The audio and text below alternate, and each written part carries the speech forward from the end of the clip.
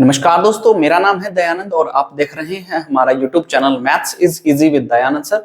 दोस्तों, कल की क्लास के अंदर हमने किया था रियल नंबर को जाना था। तो रियल नंबर काफी सारे नंबरों से मिलकर के रियल नंबर बना था। तो उसमें हमने सबसे पहले डिजिट्स की बात की थी। डिजिट्स के बाद हमने नेचुरल नंबर को जाना। नेचुरल नंबर के बाद हमने वोल नंबर, वोल के बाद इंटीजर्स, इंटीजर्स के बाद इवन और ऑड नंबरों को जाना। जिसके बाद हमने किए थे prime number, coprime number, composite number, rational, irrational, fractional number, और फिर जाकर के हम रियल नंबर की डेफिनेशन तक पहुंचे थे, जो होती थी हमारी collection of rational and irrational number is called real number. तो रियल नंबर होते क्या है? बहुत कलेक्शन रैशनल और इरेशनल दोनों ही नंबर रियल नंबर के अंदर इंक्लूड होते हैं। तो ऐसे नंबरों को हम रियल नंबर कहते हैं। तो आइए दोस्तों, उसी को हम आगे की ओर बढ़ाते हैं और आज की क्लास का शुभारंभ करते हैं। जैसा कि आपको बोर्ड पे दिख रहा है, ये रियल नंबर का चार्ट है। तो कैसे बना था हमारा रियल नंबर? तो देखिए सर, रियल नंबर को हम कैपिटल आर से डिनोट करते हैं। कैपिटल आर से रियल नंबर किन किन नंबरों से मिलकर के बनते हैं? तो बच्चों, रियल नंबर हमारे रैशनल और इरेशनल दोनों नंबरों से मिलकर के बनते हैं। फिर उसके बाद था सर, रैशनल नंबर हमारे दो नंबरों से मिलकर के बनते हैं, वो होती है हमारे फ्रैक्शनल नंबर और इंटीजर्स। इंटीजर्स हमने कल की क्लास में पढ़े थे सर, 3 टाइप्स के होते थे, पॉजिटिव नंबर्स, जीरो और नेगेटिव नंबर।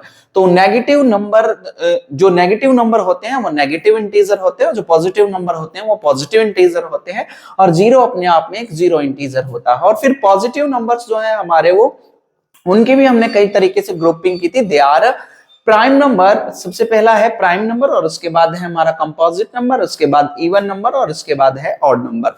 तो ये हमारा रियल नंबर चार्ट होता है, जिससे हम रिप्रेजेंट करते हैं कि रियल नंबर किन किन नंबरों से मिलकर के बना होता है। तो चलिए अब नेक्स्ट कॉन्सेप्ट की ओर चलते हैं। वो तो आइए दोस्तों, आगे की ओर बढ़ते हैं और देखते हैं कि चैप्टर में हमारे आगे और चीजें क्या आने वाली हैं। तो सबसे पहले है हमारा what is a theorem. Theorem क्या होती है, इसके बारे में हम जानेंगे कि क्या एक थ्योरम होती है, एक एल्गोरिदम क्या होती है। उसके बाद हम पढ़ेंगे फंडामेंटल थ्योरम ऑफ अरिथमेटिक क्या कहती है हमारी। तो सबसे पहले दोस्तों हमारे पास है थ्योरम, कि एक थ्योरम होती क्या है। तो देखिए, theorem, A theorem is a statement. एक थ्योरम ऐसी स्टेटमेंट होती है विच हैज बीन प्रूव्ड, जो पहले से ही प्रूव्ड होती है। जो क्या होती है बच्चों? proved true by a special kind of logical argument, जो एक स्पेशल प्रकार के लॉजिकल आर्ग्यूमेंट के तरीके से प्रूफ की जाती है, कॉल्ड रिग्वेस प्रूफ। उसको क्या कहा जाता है? रिग्वेस प्रूफ कहा जाता है। एक थ्योरम एक ऐसी स्टेटमेंट होती है जिसको एक स्पेशल टाइप के लॉजिकल आर्ग्यूमेंट के साथ प्रूफ किया जाता है, तो उसको एक हम थ्योरम कहते हैं। उसके बाद है हमारे पास एल्गोरिदम। एल्गोरिदम क्या होती है? तो देखिए दोस्तों, N algorithm is a series of well defined step. ये एक किसी भी थ्योरम को वेल डिफाइन करती है कि उसको किस किस स्टेप में हमें प्रोसीजर में आगे बढ़ना है, कि फर्स्ट स्टेप क्या होगा, उसके बाद नेक्स्ट स्टेप क्या होगा, थर्ड स्टेप क्या होगा, वो प्रोसीजर हमें देती है एक एल्गोरिदम। तो देखिए क्या होता है, N algorithm is a series of well defined step which give a procedure of solving a type of problem, कि किसी भी प्रकार की एक टाइप की हमारी प्रॉब्लम्स जो होती हैं उनको सॉल्व करने के लिए एक वेल डिफाइंड स्टेप्स की सीरीज होती है, जो उस प्रोसीजर को आगे बढ़ाकर किसी भी प्रकार की प्रॉब्लम को सॉल्व करती है, उसको हम एक एल्गोरिदम कहते हैं। तो दोनों में डिफरेंस है। थ्योरम क्या होती है? थ्योरम एक स्पेशल आर्गुमेंट होता है जिसके तरीके से हमें चलना होता है, जबकि एल्गोरिदम क्या होती है? एल्गोरिदम एक वेल डिफाइंड स्टेप्स होते हैं, जिस उन स्टेप्स को कर करके हम उस प्रोसीजर से करके एक स्पेशल टाइप की प्रॉब्लम को हम सॉल्व करते हैं। तो ये होती है एक एल्गोरिदम। तो आगे है हमारे पास फंडामेंटल थ्योरम ऑफ अरिथमेटिक। क्या है मेरे दोस्तों? फंडामेंटल थ्योरम ऑफ अरिथमेटिक क्या कहती है? तो देखिए, एवरी कंपोजिट नंबर, क्या कहा? Every composite number can be express or factorise as a product of primes. इसका मतलब क्या है कि हर एक कंपोजिट नंबर को उसके प्राइम फैक्टर के रूप में उसको लिखा जा सकता है। हर एक कंपोजिट नंबर को उसके प्राइम फैक्टर के प्रोडक्ट के रूप में उसको लिखा जा सकता है। And this factorisation is unique apart from the order in which the prime factor are occur. और ये जो ऑर्डर है एक यूनिक होता है यदि इसके हम जो अपार्ट फ्रॉम द ऑर्डर, जो ऑर्डर है उसको छोड़ करके, ऑर्डर को हम आगे पीछे करने के बाद ये यूनिक बन जाता है, तो ये कहती है हमारी fundamental theorem of arithmetic. Fundamental theorem of arithmetic बच्चों क्या कहती है, ये कहती है कि हम किसी भी कंपोजिट नंबर को उसके प्राइम फैक्टर के प्रोडक्ट के रूप में लिख सकते हैं, और वो प्राइम फैक्टराइजेशन उस नंबर के लिए एक यूनिक सॉल्यूशन होती है, उस नंबर के लिए एक यूनिक सॉल्यूशन होती है। जैसे कि हम एग्जांपल ले लेते हैं, एग्जांपल है बच्चों हमारा, जैसे कि मैंने एक 12 नंबर लिया, जब हम 12 के प्राइम फैक्टर करेंगे तो आएगा sir 2 into 2 into 3। It means ये जो है 12 को हम क्या लिख सकते हैं, 2 इंटू 2 इंटू 3। तो 12 क्या है हमारे पास प्राइम, इसके प्राइम फैक्टर कौन कौन से हो गए, 2 इंटू 2 इंटू में 3, और ये एक ऑर्डर फिक्स होता है, और इसके लिए ये एक यूनिक सॉल्यूशन है। इसके अलावा इसके प्राइम फैक्टर 12 को उसके अदर प्राइम फैक्टर के रूप में हम नहीं लिख सकते हैं। 12 को हम कैसे लिख सकते हैं फंडामेंटल थ्योरम ऑफ अरिथमेटिक के अकॉर्डिंग, 2 इंटू 2 इंटू 3 के रूप में लिख सकते हैं। और इसके बाद का स्टेप होता है बच्चों, इसको जो ये जो हमारे प्राइम फैक्टर होते हैं ना, इसको हम इसके पावर के रूप में और एक्सपोनेंट के रूप में भी लिखेंगे। जैसे कि यहां पर हमारे पास 2 इंटू 2 दो बार आ रहा है, तो हम इसको इसके एक्सपोनेंशियल फॉर्म में लिखेंगे, तो 2 इंटू 2 इट मीन्स 2 स्क्वायर, और इंटू में 3 की पावर 1 इट मीन्स 3 की पावर 1। तो ये क्या हो गया हमारा फंडामेंटल थ्योरम ऑफ अरिथमेटिक कहती है किसी भी प्राइम नंबर, किसी भी कंपोजिट नंबर को हम उसके प्राइम फैक्टर के रूप में लिख सकते हैं। तो आइए दोस्तों नेक्स्ट कॉन्सेप्ट की ओर बढ़ते हैं, जो है हमारा HCF of two numbers and LCM of two numbers. ऐसे में हमें दो नंबर्स दिए गए होंगे, दोनों नंबरों का हमें प्राइम फैक्टराइजेशन के मेथड से हमें एलसीएम और एचसीएफ निकालना है। वो किस तरीके से निकालेंगे, क्या प्रोसेस होती है, उसको आइए समझते हैं। देखिए दोस्तों, पहले नंबर को हम ए कहेंगे और दूसरे नंबर को हम बी कहेंगे, और उसको किस तरीके से प्रोसेस में लाएंगे तो आइए देखते हैं। तो देखिए बच्चों, HCF of A and B, पहले नंबर को ए कहा, दूसरे नंबर को बी कहा। ऐसे में ए और बी का एचसीएफ क्या होगा, वो किस तरीके से निकलता है, वो निकलेगा हमारा product of the smallest power of each common prime factor in the number. इसका मतलब ये है कि जो हमें दो नंबर दिए गए हैं, हम उनकी प्राइम फैक्टराइजेशन निकालेंगे। प्राइम फैक्टराइजेशन निकाल करके दोनों में जो कॉमन स्मॉलेस्ट पावर है, क्या कहा, दोनों में जो पावर, जो नंबर कॉमन है और उस नंबर की जो सबसे स्मॉलेस्ट पावर है, वो उस नंबर का एचसीएफ हो जाता है। वो उस नंबर का क्या हो जाता है बच्चों, एचसीएफ हो जाता है। आइए इसको एक एग्जांपल के रूप में समझते हैं। जैसे कि हमने दो नंबर ले लिए बच्चों, पहला नंबर है हमारे पास 36, कौन सा है बच्चों, 36, और एक दूसरा नंबर है हमारे पास 18। तो ऐसे में हम इन दोनों के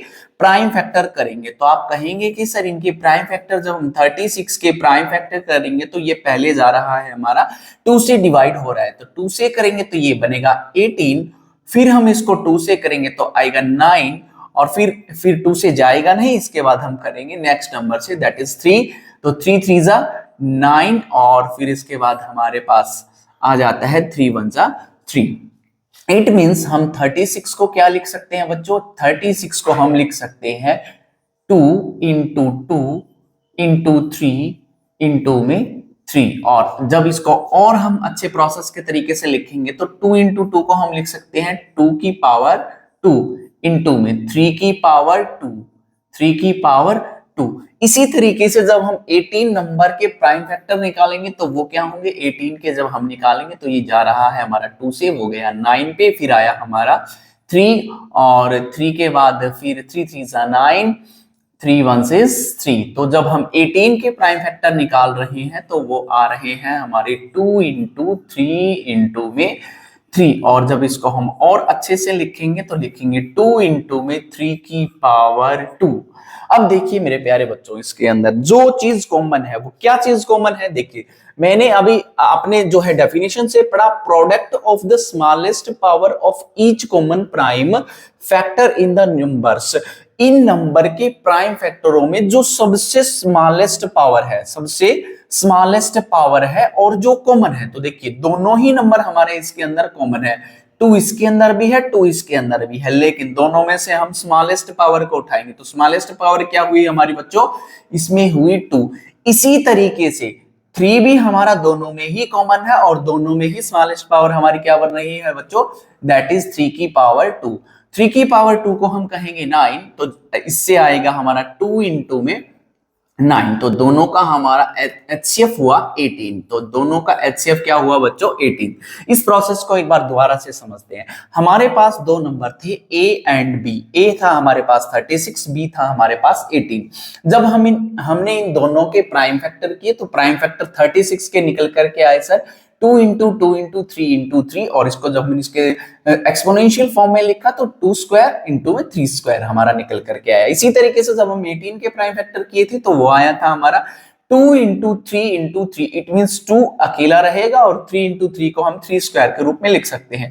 ऐसे में हमने पढ़ा था कि जो दोनों के अंदर कॉमन पावर है और दोनों के अंदर जो कॉमन नंबर है और उनकी स्मॉलेस्ट पावर, तो दोनों के अंदर हमारे पास 2 आ रहा है और 2 में सबसे छोटी पावर जो है हमारी 2 है, तो ऐसे में इसकी स्मॉलेस्ट पावर ली हमने 2।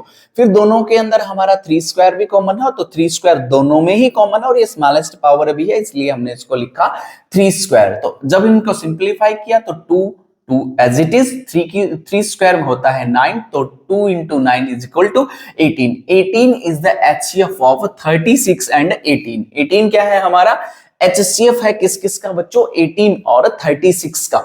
किसका, 18 एंड 36 का हमारा एचसीएफ क्या आया, 18। आशा है आपको ये अच्छे से समझ में आया होगा। इसी तरीके से LCM of A and B, इसी तरीके से क्या कह रहा है बच्चों, दो नंबर उन दोनों का एलसीएम कैसे निकाला जाता है, वो निकाला जाता है product of the greatest power of each prime factor involve in the numbers.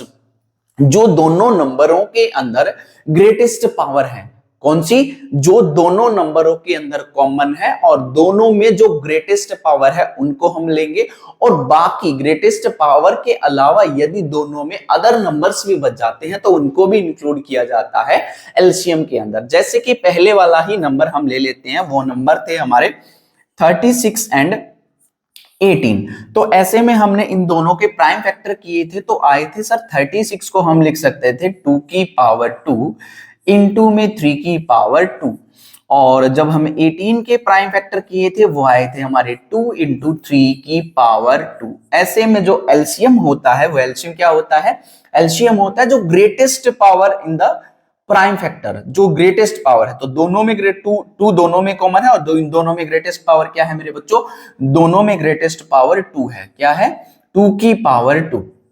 Next अब देखते हैं दोनों में ग्रेटेस्ट पावर और क्या है, दोनों में 3 नंबर भी हमारा कॉमन और दोनों में ग्रेटेस्ट पावर क्या है हमारे 3 स्क्वायर है। क्या है बच्चों, 3 स्क्वायर। 2 का स्क्वायर लिखेंगे हम 4 और 3 का लिखते हैं 9, तो 9 फोजा होता है हमारे पास 36। इट मींस दोनों का एलसीएम जो है हमारा वो क्या आया बच्चों, 36। एलसीएम क्या होता है, जो दोनों के अंदर कॉमन नंबर है उसकी ग्रेटेस्ट पावर, और बाकी जो नंबर बचते हैं कॉमन नंबर के अलावा जो नंबर भी हमारे बच जाते हैं उनको भी इसके एलसीएम के अंदर इंक्लूड किया जाता है, तो वो उन दो नंबरों का एलसीएम होता है। आशा है आपको ये चीजें आज समझ में आई होंगी। बाकी हम आगे बढ़ेंगे चैप्टर में, एग्जांपल्स को सोल्व करेंगे, वो कल की क्लास में करेंगे। एग्जांपल्स और एक्सरसाइज की ओर बढ़ेंगे कल की क्लास में। आज के लिए इतना ही। आप हंसते रहिए, मुस्कुराते रहिए और खूब पढ़ाई करते रहिए।